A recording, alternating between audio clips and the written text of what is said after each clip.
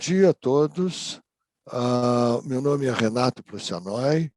Eu sou professor titular de pediatria da Universidade Federal do Rio Grande do Sul, membro da Academia Brasileira de Pediatria, editor-chefe do Jornal de Pediatria e preceptor da residência de neonatologia do Hospital de Clínicas de Porto Alegre.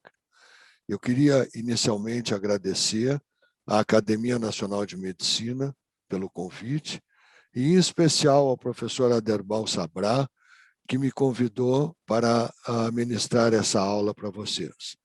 Eu pretendo falar agora sobre o tratamento da hipotensão arterial no recém-nascido. Eu não tenho nenhum conflito de interesse a declarar referente a essa aula que vai ser apresentada. A minha agenda, nos próximos 20 a 30 minutos, eu pretendo falar com vocês a respeito da avaliação da perfusão tecidual, das drogas vasoativas, da classificação do tipo de choque e da hipotensão arterial do prematuro extremo. A primeira coisa que eu gostaria de salientar para vocês, que o que é muito importante é a perfusão dos tecidos. E a perfusão tecidual depende de vários fatores. Um dos fatores que nós não vamos entrar em consideração aqui é a respeito do oxigênio e da hemoglobina, porque a gente sabe que a hemoglobina carrega o oxigênio e então precisa de uma quantidade adequada de hemoglobina e uma quantidade adequada de oxigênio para que esse oxigênio seja ofertado aos tecidos e que leve a um metabolismo celular adequado. Do outro lado, que é o que nós vamos abordar nessa aula, é a perfusão, ou seja, é o quanto de sangue, passa pelos tecidos, levando essa hemoglobina e esse oxigênio. E a perfusão do tecido depende basicamente da resistência vascular sistêmica. Então, se a gente tem uma resistência vascular sistêmica aumentada, pode diminuir a perfusão tecidual, e do débito cardíaco. E o débito cardíaco depende de vários fatores, da frequência cardíaca, porque a gente sabe que débito cardíaco é o volume sistólico multiplicado pela frequência cardíaca. Então, se a gente aumenta ou diminui a frequência cardíaca com o mesmo volume sistólico, a perfusão vai mudar, a contratilidade do miocárdio, a quantidade de sangue que chega ao miocárdio para que ele possa contrair e empurrar sangue para os tecidos, e a dificuldade que esse miocárdio tem em fazer com que o sangue chegue aos tecidos, que é o chamado pós-carga. Na verdade, a gente avalia indiretamente a função, o débito cardíaco, através da pressão arterial. A pressão arterial não é necessariamente a melhor forma de avaliar o débito cardíaco, mas é a medida que a gente tem melhor para avaliar o débito cardíaco. Quando a gente avalia a perfusão tecidual, a gente vê a cor da pele, o tempo de enchimento, a diurese. Esses são os fatores, os dados clínicos que a gente usa para avaliar a perfusão tecidual. Mas o dado mais utilizado é a pressão arterial. Na verdade, para o recém-nascido, existem critérios muito variáveis do como é que se diagnostica hipotensão no recém-nascido. Depende muito do peso de nascimento da criança e depende da idade cronológica dessa criança. Então, assim, aqui vocês têm uma tabelinha, e se vocês olharem nos livros, textos e nos artigos, vocês vão ver que essas tabelas às vezes variam um pouco de um para outro, mas não foge muito disso aqui. Então, assim, para um nenê muito pequeno, nos primeiros 3 dias de vida, a pressão arterial média é igual ou maior à idade gestacional do recém-nascido. Então, por exemplo, o recém-nascido de 26 semanas tem que ter uma pressão arterial média igual ou maior do que 26. E depois, à medida que a idade cronológica vai aumentando, o ponto de corte sobe. Então, a partir do quarto dia, o ideal é que a pressão arterial seja igual ou maior do que 30. Aí, se vocês olharem as outras faixas de peso de nascimento e idade gestacional, vocês vão ver que o ponto de corte varia conforme a idade cronológica desse paciente. A hipotensão arterial pode levar a vários problemas em função da má perfusão tecidual. Então, é descrito na literatura que pode acontecer hemorragia periintraventricular em recém-nascidos prematuros por uma baixa perfusão do sistema nervoso central. Pode acontecer enterocolite necrosante em função da baixa perfusão do aparelho gastrointestinal, e pode acontecer desabilidades neurológicas maiores, tipo retardo motor, perda auditiva, atraso de neurodesenvolvimento, em decorrente da hipotensão arterial. E, em casos extremos, a hipotensão arterial pode levar à morte. Na verdade, a gente olha muito, como eu falei no início, a pressão arterial. A gente tenta avaliar a perfusão tecidual através da medida da pressão arterial. Só que isso aí não é, digamos assim, a melhor forma. Hoje a gente tem métodos mais modernos de avaliar a perfusão tecidual através do uso do NIRS, que é a espectrometria de raios infravermelhos, que é o Near Infrared Spectroscopy, que a gente pode medir a perfusão cerebral e pode medir a perfusão renal e a perfusão intestinal com o NIRS, e a gente pode avaliar o débito cardíaco através do uso do ecocardiografia funcional.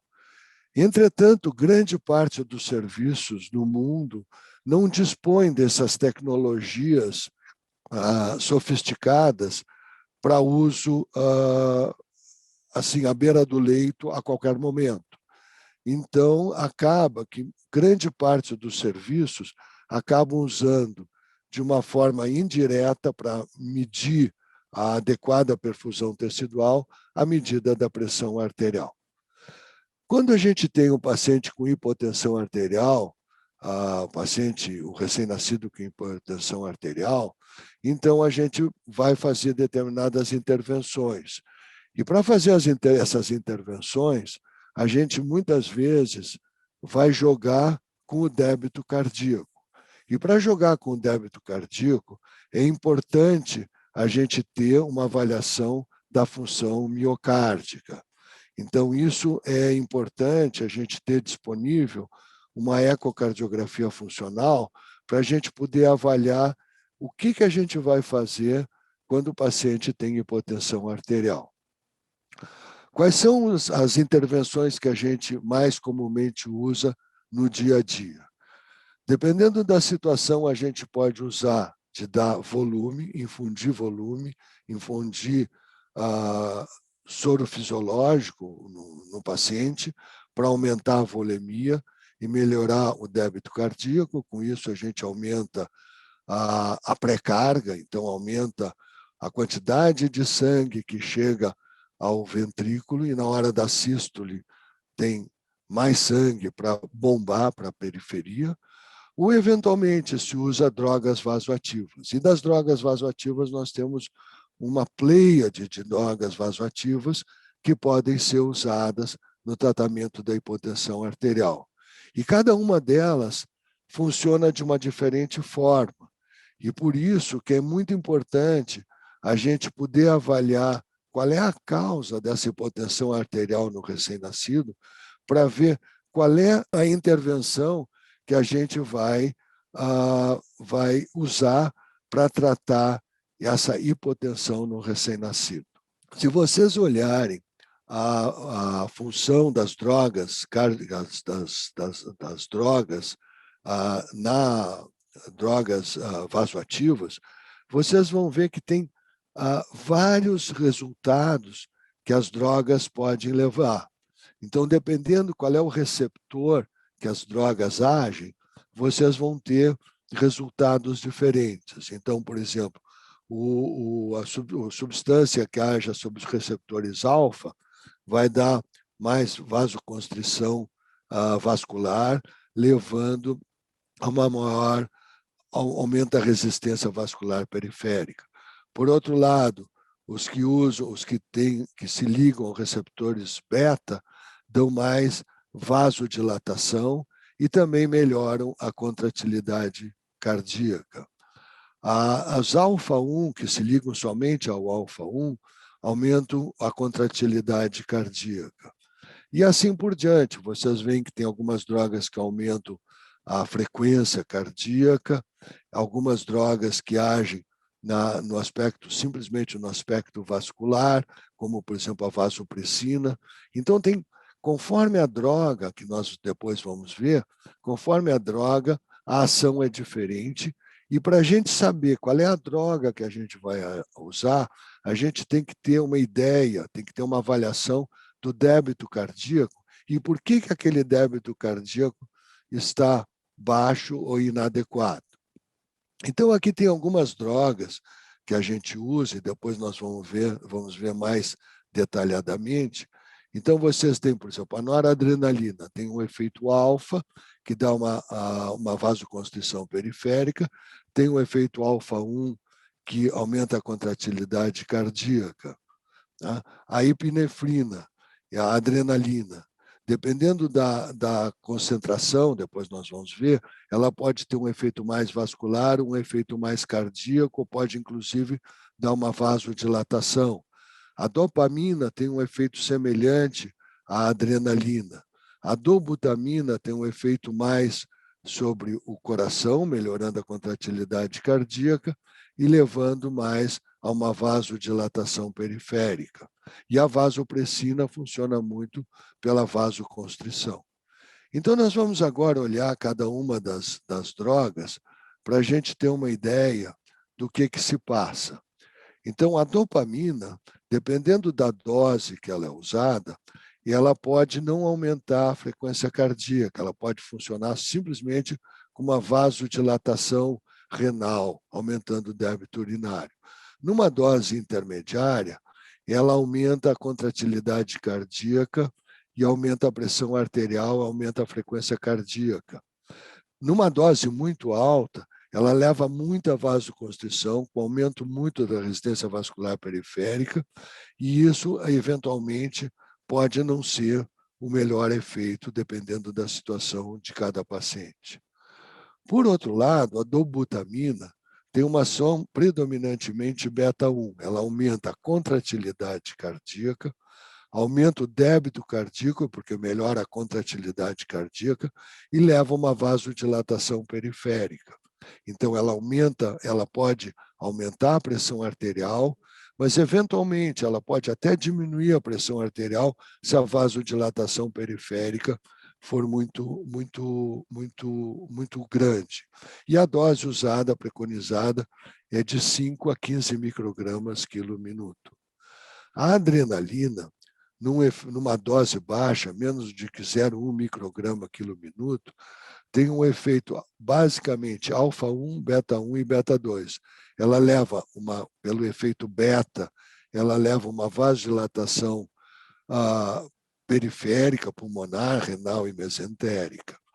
Na dose maior do que 0,5, ela tem um efeito basicamente alfa-1, levando a uma vasoconstrição periférica e aumenta, e numa dose acima de 0,5, ela pode levar a uma vasoconstrição tão excessiva que pode causar uma diminuição do débito cardíaco por aumento da pós-carga, ou seja, pela dificuldade que o coração vai ter em bombar aquele sangue para a periferia.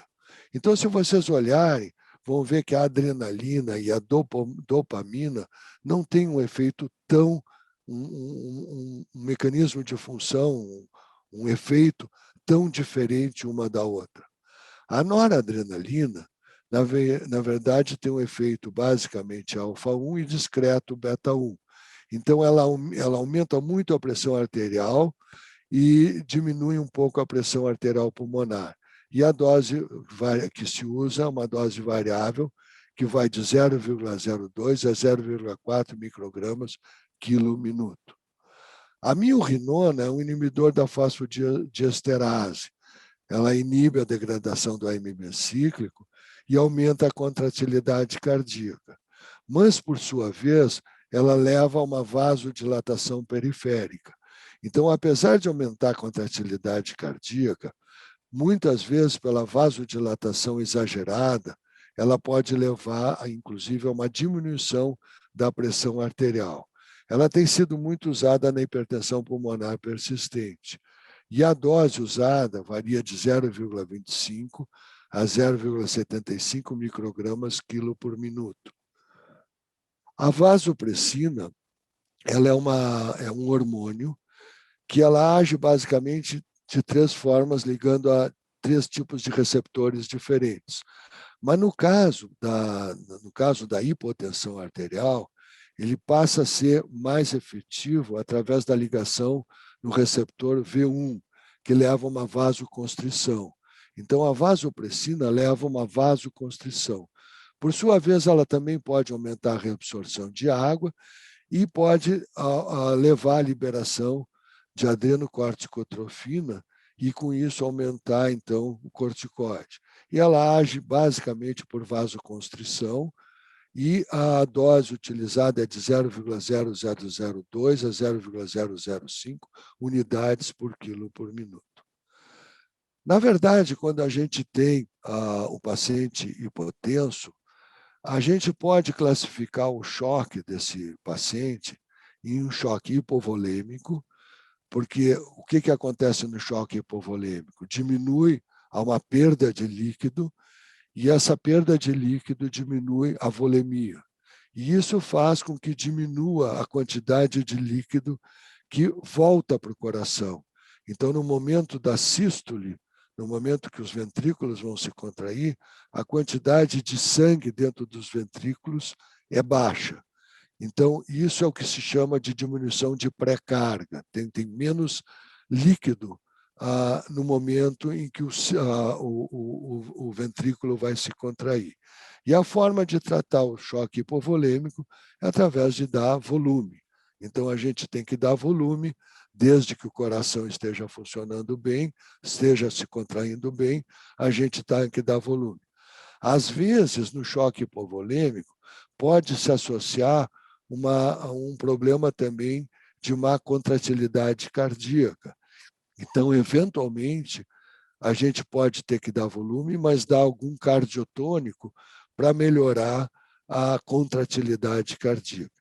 De novo, por isso que é importante salientar para vocês que toda vez que vocês têm um paciente hipotenso e que vocês precisam tratar a hipotensão desse paciente, é fundamental que vocês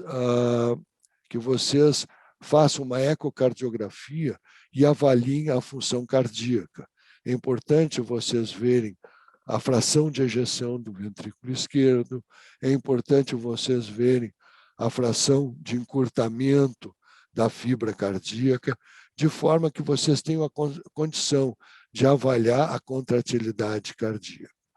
No choque cardiogênico, quando vocês têm algum problema cardíaco que diminui a contratilidade cardíaca, vocês têm que usar drogas que melhoram a contratilidade cardíaca e, eventualmente, reduzir a pós-carga, ou seja, diminuir a resistência contra a qual o coração vai se contrair. Então, por exemplo, vocês têm um paciente asfixiado, que faz uma cardiopatia isquêmica. Então, o coração, recém-nascido asfixiado, o coração já não se contrai bem. E pela asfixia, ele tem uma vasoconstrição periférica. Então, nesse momento, o ideal é vocês usarem alguma droga que melhore a contratilidade cardíaca e que dê um certo grau de vasodilatação periférica, de forma que o coração possa se contrair melhor e diminua a resistência contra a qual o coração tem que se contrair.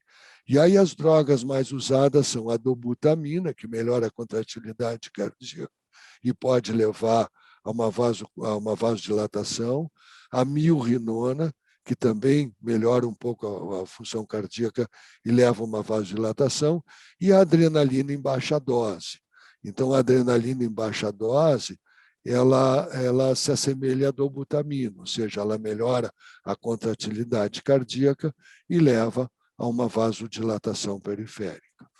No choque distributivo, que é basicamente o choque da sepse, quando a gente tem um choque séptico, basicamente existe perda de líquido para o terceiro espaço e com diminuição da resistência vascular periférica, porque os vasos se dilatam. A endotoxina faz com que a liberação de óxido nítrico e uma vasodilatação periférica.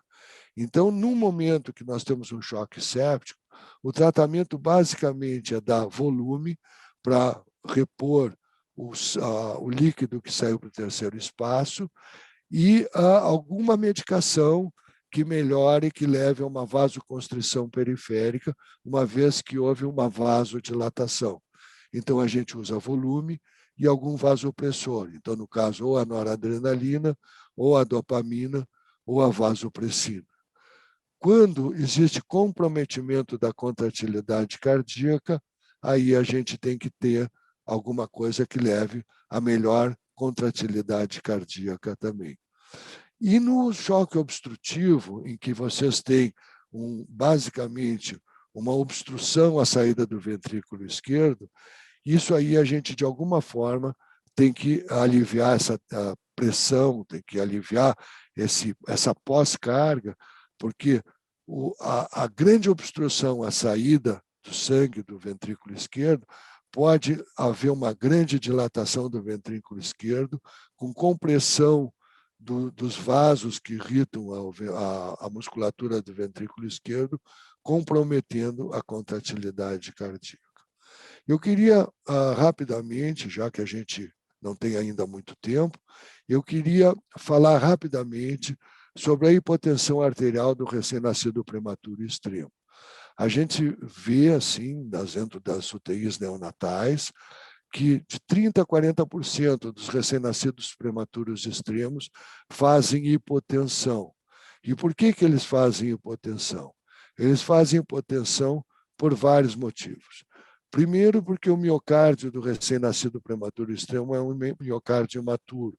Então, ele já não se contrai tão bem quanto o miocárdio maduro.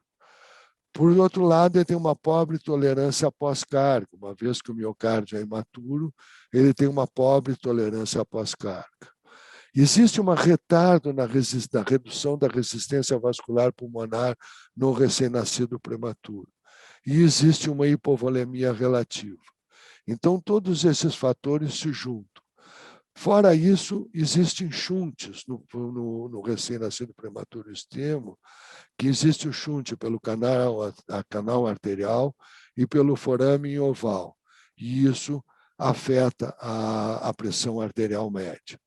E se sabe que o recém-nascido prematuro apresenta uma insuficiência adrenal relativa, exatamente pelo fato da prematuridade, ele tem uma adrenal que funciona menos, e com isso ele produz menos cortisol, e frequentemente esses recém-nascidos prematuros estão em ventilação mecânica, e a pressão que se usa para a ventilação mecânica, ela aumenta a pressão intratorácica, diminuindo o retorno venoso e fazendo, então, com que o enchimento cardíaco diminua e o volume sistólico diminua. E como você sabe, desde o início que a gente falou, o débito cardíaco depende do volume sistólico e da frequência cardíaca. Então, a hipotensão arterial do recém-nascido prematuro, ela é muito frequente E a gente tem que ter a ideia de que isso é comum acontecer. E o tratamento dessa hipotensão é muito discutível. Na verdade, esse prematuro extremo, se ele está clinicamente bem e aparentemente ele tem uma boa perfusão tecidual, a gente não deve se preocupar em tratar a hipotensão. A hipotensão não é, digamos assim, um sinal que mereça tratamento, a não ser que o paciente tenha alguma manifestação clínica importante decorrente dessa hipotensão. Quando a gente vai tratar a hipotensão arterial do recém-nascido prematuro, uma das coisas que a gente tem que levar muito em consideração é a eventual insuficiência relativa da adrenal, porque, eventualmente, a única forma de melhorar a hipotensão do prematuro é usar pequenas doses fisiológicas de hidrocortisona para melhorar a pressão arterial. Por outro lado, quando a gente vai usar tratamento para a hipotensão do prematuro, deve-se evitar o uso da dopamina. Na verdade, o ideal, talvez, seja a gente usar a dobutamina, porque a dobutamina melhora a contratilidade cardíaca e evita o aumento da pós-carga, diferentemente da dopamina, que leva a uma vasoconstrição e aumenta a pós-carga, e o miocárdio maturo do recém-nascido prematuro extremo, ele não tem uma boa, ele é intolerante a uma pós-carga alta. Então, para concluir, eu gostaria só de salientar alguns pontos que foram falados nessa aula. Primeiro, a pressão arterial é um dos componentes determinantes da perfusão tecidual, mas não é o único. E a gente não deve olhar somente a pressão arterial. Vocês sabem que a perfusão tecidual depende de várias coisas e é fundamental que a gente use outros métodos semiológicos. Então, atualmente, existem métodos semiológicos mais adequados para avaliar a perfusão tecidual, entre os quais a ecocardio funcional, que com isso a gente tem como medir o funcionamento do coração, e, eventualmente, NIRS, para avaliar a perfusão periférica. A medida da pressão arterial é uma forma indireta de medir a perfusão tecidual. Então, para aqueles que não têm os métodos semiológicos ideais, acabam tendo que usar a pressão arterial, e essa pressão arterial, muitas vezes, não nos diz exatamente o que a gente gostaria de saber. A indicação da droga vasoativa que vai ser usada, a intervenção que a gente vai fazer, vai depender muito da fisiopatologia da hipotensão.